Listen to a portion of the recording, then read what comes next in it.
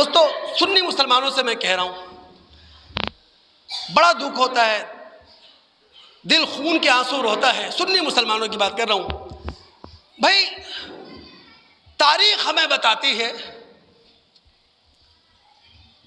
عبداللہ بن سبا اس نے ایک بیج بویا تھا، اس نے علی رضی اللہ تعالی عنہ کا نام استعمال کیا، چونکہ اللہ کے رسول کے قریبی تھے، نبی علیہ السلام کے چچا زاد تھے، نبی علیہ السلام کے داماد تھے، ان کا انتخاب کیا اور ان کے نام سے سیاسی شوشہ بھی چھوڑا، مذہبی شوشہ بھی چھوڑا۔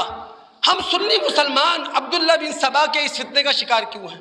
سوشل میڈیا اٹھائیں، نہ قرآن پر بحث ہے، نہ حدیث پر بحث ہے، نہ شہنشاہ کائنات کے متعلق بات ہو رہی ہے، نہ خاتم النبیین کے متعلق بات ہو رہی ہے، علی کو لے کے بیٹھے ہوئے رضی اللہ تعالیٰ عنہ۔ ایسا ہی ہے نا؟ بحث کیا ہو رہی ہے معاویہ کے حوالے سے؟ کسی کو 22 رجب کے کنڈوں کی فکر ہے، کسی کو معاویہ رضی اللہ تعالیٰ عنہ کے وصال کے نام سے تعطیل کی فکر لگی ہوئی ہے۔ نہ اللہ ہے، نہ رسول ہے، نہ قرآن کو سنت ہے۔ خدا رہا، دین کی بنیاد اللہ رسول ہے۔ جب تک دین کی بنیاد اس کو نہیں سمجھیں گے، مسائل کھڑے رہیں گے۔ ابھی دیکھیں نا آپ، پیر کو ہمارے دوستوں نے، ہمارے بھائیوں نے واقعہ معراج کے نام سے رد جگہ کیا۔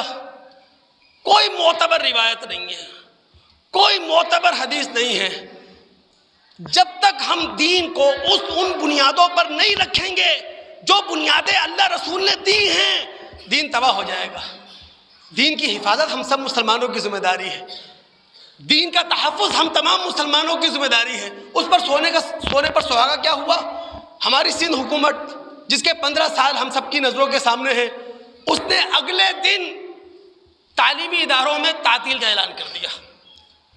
یعنی جب آپ اللہ رسول سے نظریں پھیر کر اپنی خواہش کو دین بنا لیں گے، اپنی مرضی کو دین بنا لیں گے، یہی کچھ ہونا ہے۔